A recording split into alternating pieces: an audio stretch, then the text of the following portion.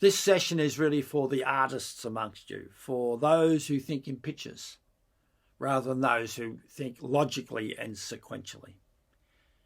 When we talk about program planning, it is quite possible to describe it as a metaphor rather than words on a page. It's possible to describe it as a picture rather than words on the page. Now, when we've been doing our program planning, and in the last couple of weeks you've been writing up a results-based management logical framework for your specific situation, you're getting used to words like situation assessments and inputs and major activities and outputs and outcomes and impacts and words like what are the assumptions that we're making for this? How do we evaluate whether we're actually making progress or not? If we do this, it'll lead to this and to this and to this, and etc. And you've been writing that down in word form or in chart form on paper. Now, having done that, you may feel that you've described everything you can about the program that you're looking to implement. But for some people, words on pages just don't really work. And I'm one of them. While I have it myself, I go through that process, I often prefer a picture about what I'm trying to do.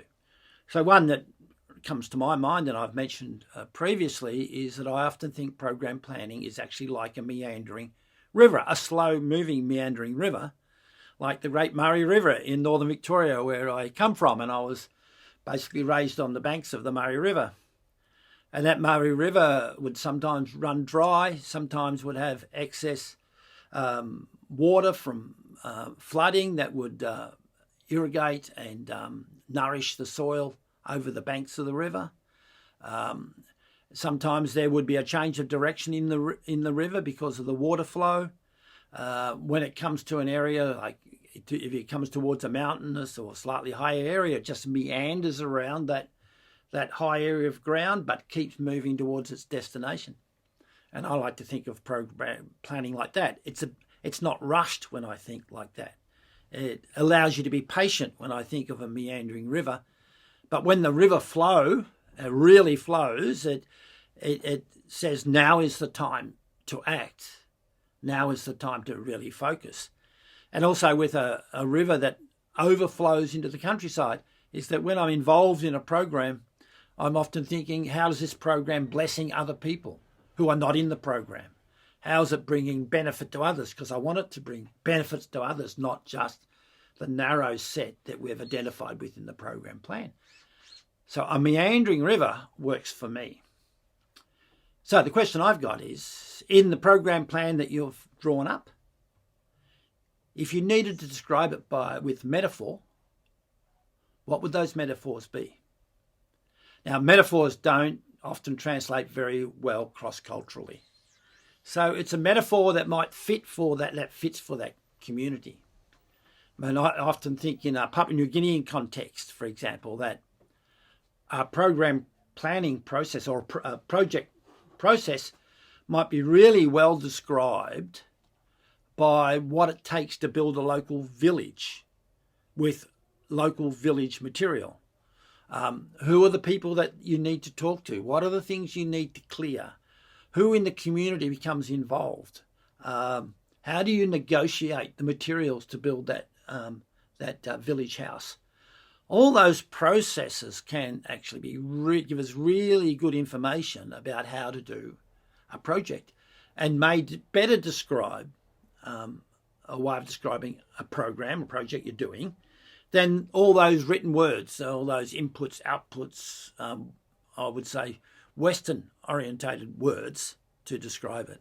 Now, in terms of developing a metaphor, it may not just be one. There may be a metaphor for a certain part of the program, or there may be a metaphor for the whole.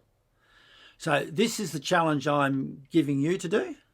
How can you describe a picture, a real life picture, that encompasses most of the components of program planning, and using language that is locally understood and people quickly connect with?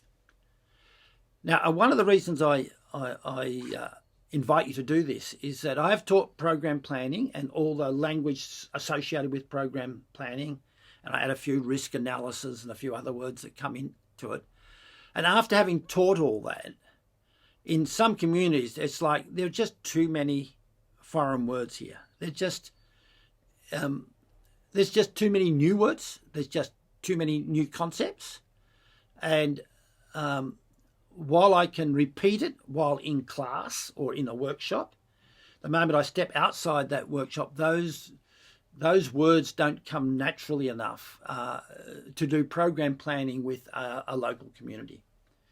So take the time to find local words that will describe the process, local pictures that describe the process, and ones that people can easily identify with. When you've done that, we will share those metaphors and see what understanding we draw out of that. It can make the difference between communicating what program planning is about in a local context.